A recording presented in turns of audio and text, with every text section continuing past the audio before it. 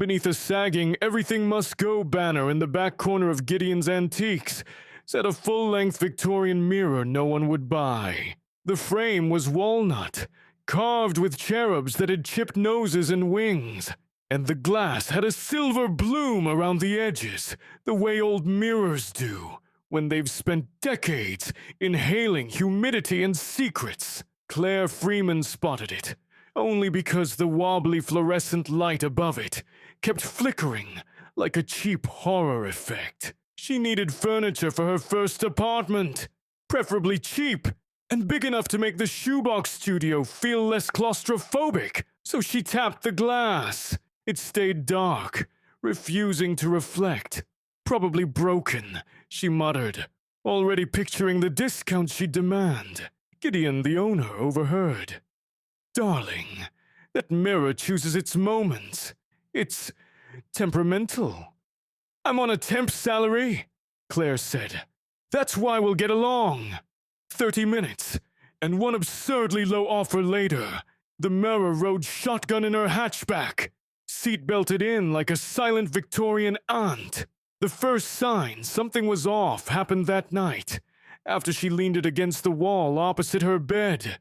She brushed her teeth, shambled into pajama pants, and turned off the light. The mirror glowed faintly, revealing her reflection perfectly, though the room was pitch black.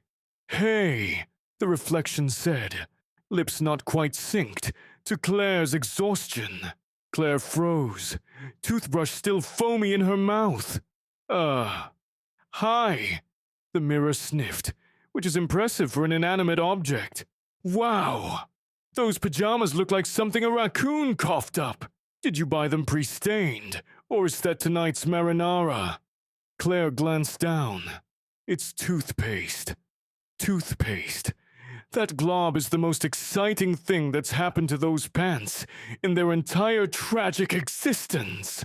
And your hair looks like you lost a fight with a ceiling fan." "I was about to sleep." "So was the entire fashion sense of the tri-state area, apparently. You're single, right?" "Astonishing." Claire spat, wiped her mouth, and stared at the glass. "Are you haunted?" "Haunted?" "No, honey, I'm cursed. There's a difference. Ghosts moan. I roast. Sit down.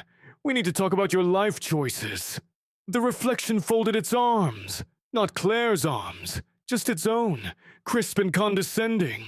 Common sense told her to flee to a hotel or possibly a monastery. Curiosity won. She sat on the edge of the bed. "Okay, cursed mirror. Talk. Name. You don't know my name. You can speak but can't read minds." "Sweetie, I'm a mirror, not Alexa. Name? Claire. Claire. Very 80s sitcom side character, but we can work with it. Occupation? Marketing assistant. At? Gold Star Synergies. Oof, even the name sounds like a LinkedIn scam. Salary? 41K. The mirror whistled. "I've seen coupons with higher numbers." Claire folded her arms. "Do you do this to everyone?" "Anyone who looks directly into me. Some call it torment. Some call it motivational speaking. It's really about branding." "And what's your brand?" "Being a jerk. A brutally honest life coach. Think of me as Tony Robbins, cursed by a witch, with a sense of humor." Claire pinched the bridge of her nose. "Do you give advice? Or just insults?" "I give solutions wrapped in insults, darling. Want the full package?" She sighed. "Fine. Great. First assignment. Tomorrow morning, you're going to ask your boss for a raise." Claire laughed. "I've been there 3 months." "Yes. And in 3 months you've streamlined the whole client onboarding spreadsheet, volunteered for every soul-crushing task, and made coffee so potent your boss's resting heart rate is now a hummingbird's. You have leverage." "Are you stalking me?" "I'm a mirror. You bring your sloppy self in front of me every morning and recap your day out loud while scrolling through doom tweets. Privacy is not our relationship's strong suit." Claire's stomach twisted. "I can't just..." "Stop. Every time you doubt yourself, A motivational poster gains another kitten. Save the kittens. Ask for the raise. Claire's laughter came out more nervous than amused. This is insane. Insanity is wearing those pajamas willingly. Focus! She kicked off the pants, earning a sarcastic golf clap from the mirror. Then she crawled under the blankets, heart pounding with the new, ridiculous plan. She did not sleep well. The next morning, the mirror was back to normal. No commentary, no glow. Maybe she'd hallucinated. Except the second her reflection met hers, the glass brightened. Morning, underachiever. Love the bedhead. You look like a chia pet, mid-molting. Remember our plan? You can't just follow me to the office. I travel by reflective surfaces. Ever been to an office without a single piece of glass? Didn't think so. Let's hustle. Claire dressed in her best blazer, which wasn't saying much. The mirror coughed. That outfit says, respectable substitute teacher about to confiscate a vape. Try again. 2 wardrobe changes, and a fashion-savvy roast marathon later, she settled on wide-leg trousers, a tucked blouse, and her favorite lucky necklace. The mirror begrudgingly approved. You look like someone who knows her own email password. Baby steps. On the bus, she avoided mirrors and ads and windows just in case the cursed voice decided to pep talk loudly. At the office, she marched straight to her boss's glass-walled cubicle. Mirror's imaginary presence buzzing in her ears. Her boss, Olivia, looked up from her monitor. Claire, is the building on fire, or are you just motivated today? Claire's throat tightened. The mirror chimed in. Only she could hear, like an inner monologue with unlimited snark. Tell her you'd love to discuss your future with the company, and unclench your jaw before it snaps. Olivia, Claire began, could we chat about my role and future here? Olivia blinked twice. Now? If you have a moment. Claire forced a smile. Her upper lip twitched like a faulty neon sign. Olivia gestured to the chair. Sure. The mirror hummed. Confidence. Shoulders back. Pretend you're a functioning adult. Claire outlined her contributions. New workflow. Cost savings. Blah blah synergy. While the mirror filled the pauses with roast pepper add-ons only she could hear. Mention the time you saved the Phoenix account after Brian's Tequila Tuesday. Don't forget the social media calendar you resurrected like a digital necromancer. Stop fiddling with the necklace. You look like you're trying to start lawn equipment. She obeyed, surprising herself with how articulate she sounded. Olivia tapped her pen, then smiled. You know, I was already considering a raise. How does 50 each year plus a bump in title to associate sound? Claire almost fell out of the chair. That! Wow! Yes! Olivia chuckled. Take the afternoon to draft a new job description. Claire left the cubicle feeling as if helium filled her bones. In the restroom, she faced the mirror over the sinks. It shimmered. Not bad. Promotion Patty. I'd pat you on the back, but I'm a reflective surface, and also above unnecessary touching. You did that, Claire whispered. I applied pressure. You supplied competence. Now let's discuss your tragic love life. Claire groaned so loudly, a co-worker in a stall said, Amen. The mirror wasn't kidding. Over the next few weeks, its commentary followed her everywhere. Office windows, microwave doors, phone black screens. Anytime she glimpsed her reflection, the voice persisted. Part roast comic, part drill sergeant. At first it was exhausting. Grocery store produce scale. Step away from the discount donuts, Carbo Queen. Grab spinach before your arteries file a restraining order. Laptop screen at midnight. Close the fanfiction tab and sleep, you caffeinated goblin. Your dreams deserve original content.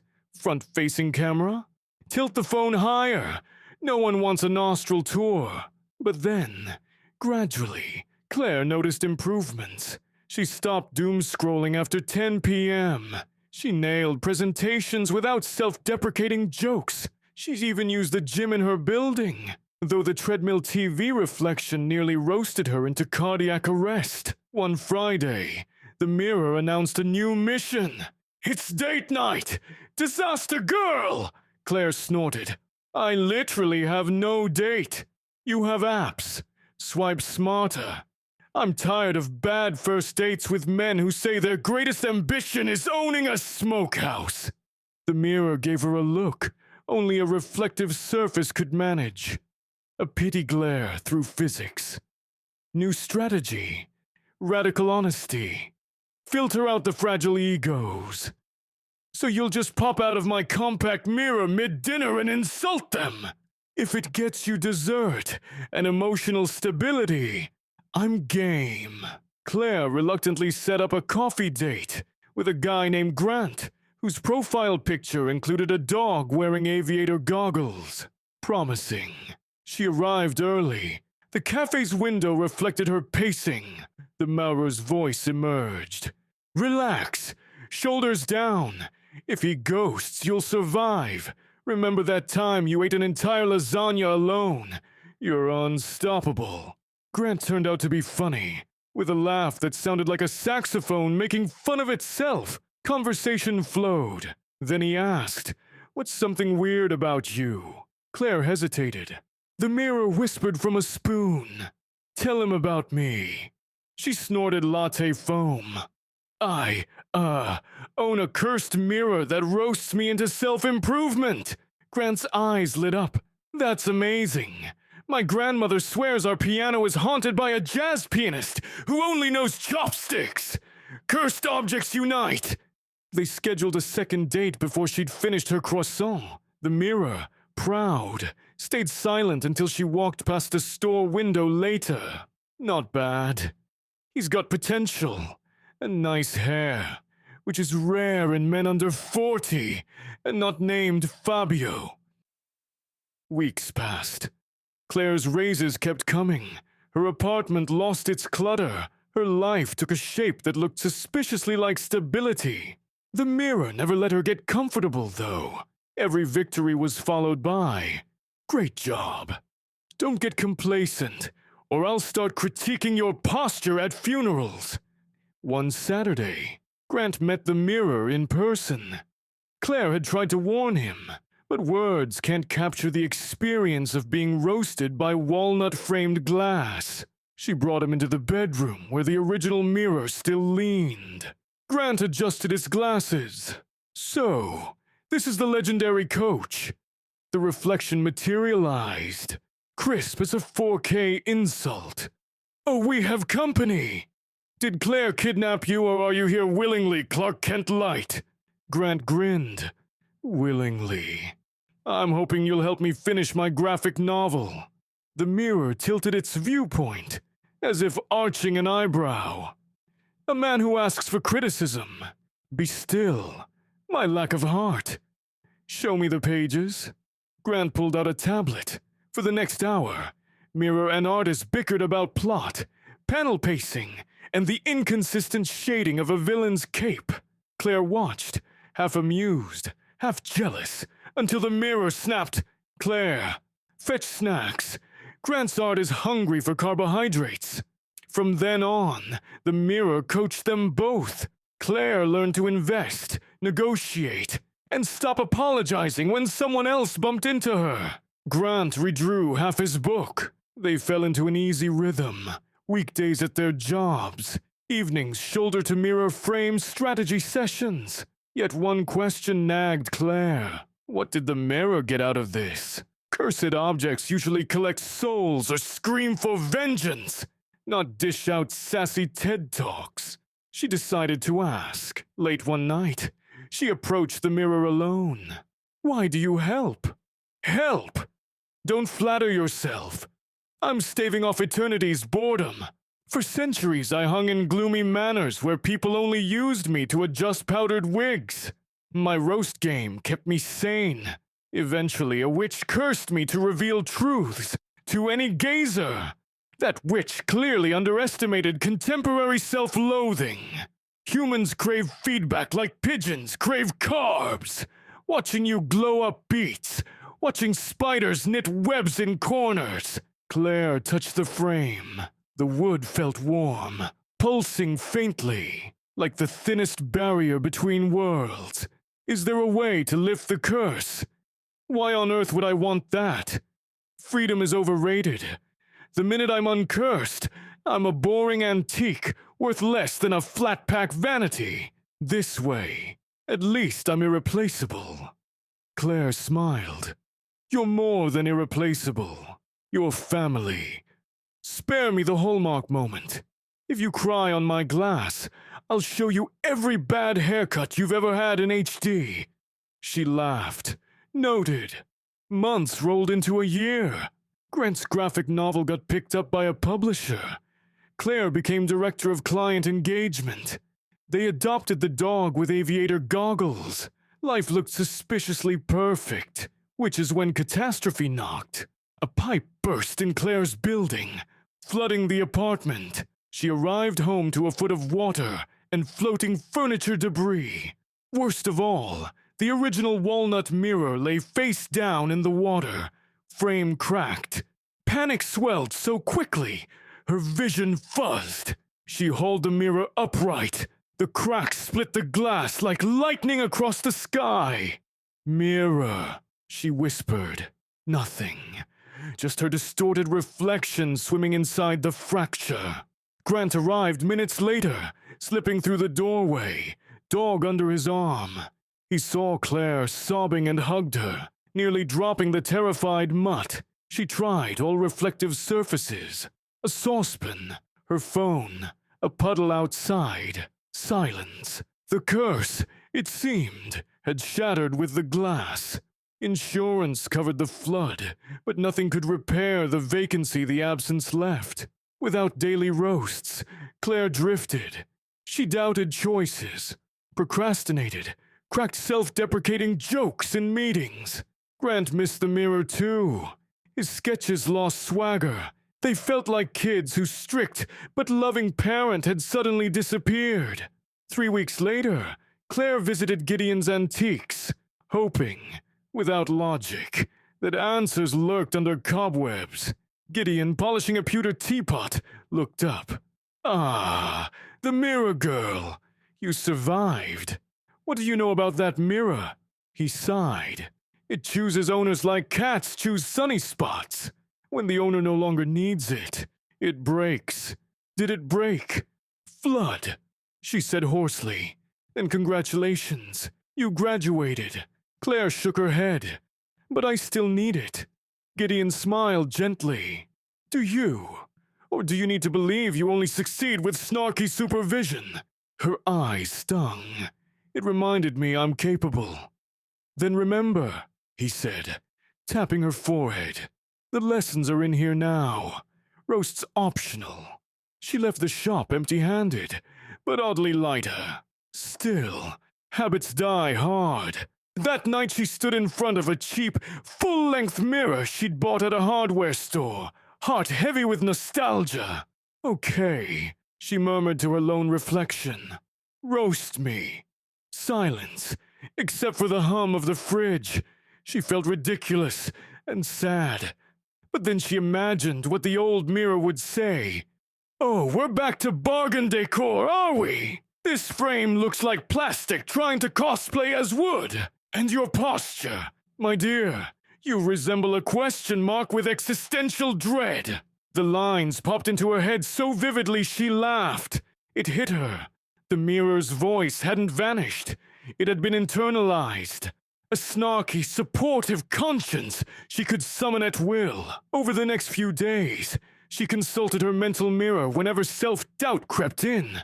It roasted her, advised her, cheered her. Slowly, confidence returned. Grant noticed. You're glowing again. Secret coach back. Kind of, she said, tapping her temple. Turns out I outsourced my self-belief to an antique for too long.